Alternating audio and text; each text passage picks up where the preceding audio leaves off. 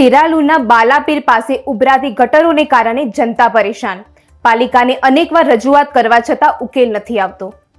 આજે તારીખ 10 જૂનના રોજ સવારે 11 કલાકે ખેરાલુના બાલાપીર પાસે મુલાકાત લેતા હિંગળાજ માતા મંદિર અને મલેકવાડામાં ગટરના પાણી રસ્તા ઉપર ફરી વળતા ચોમાસા જેવો માહોલ જોવા મળ્યો હતો, જેથી અવરજવર કરતા લોકોને ભારે મુશ્કેલીનો સામનો કરવો પડી રહ્યો છે.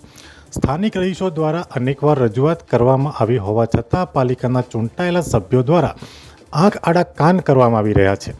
થોડા દિવસ પહેલાં વોર્ડ નંબર 5ના મહિલા કોર્પોરેટરના પતિ ગોવિંદભાઈ પ્રજાપતિ અને પાલિકા કારોબારી ચેરમેન રાજેન્દ્રભાઈ સથવારાએ મીડિયા સમક્ષ યુદ્ધના ધોરણે કામગીરી કરી સમસ્યા હલ કરવાની મોટી વાતો કરી હતી, પણ પરિણામ શૂન્ય જોવા મળી રહ્યું છે.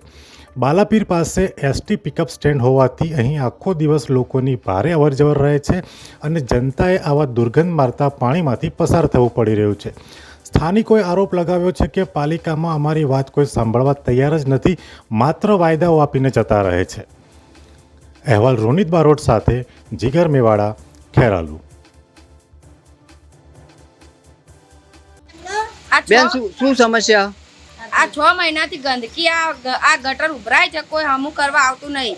આમાં નાના છોકરા બીમાર પડે. અમારા ઘર આગળ છે ગટર, શું કરવાનું? 2 થી 3 4 વખત અમે અરજી આપી ઈકણ, પણ તોય આ હમું કરવા આવતા નહીં. એકે કેટલી વાર ગટરની લાઈનમાં પેલું મશીન દ્વારા સાફ કરવામાં આવ્યું એક વખત આવ્યું, એમાં એક વખત સાફ કરીને ગયું, બીજા વખત હજી આવ્યું નહીં. 2 થી 3 4 વખત કહીને આવ્યા, છતાં પણ આ ગટર હજી ઉભરાય જ છે.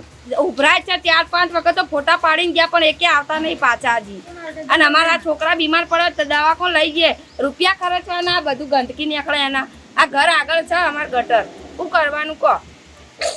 અમે તમને આપીશું પણેપણના સમાચાર. જો તમે અમારા નિર્ભય માર્ગ ન્યૂઝ ચેનલને સબસ્ક્રાઇબ કર્યું નથી તો અત્યારે જ નીચે આપેલા આઇકોન બટન પર ક્લિક કરીને સબસ્ક્રાઇબ કરો અને શેર કરવાનું ભૂલશો નહીં.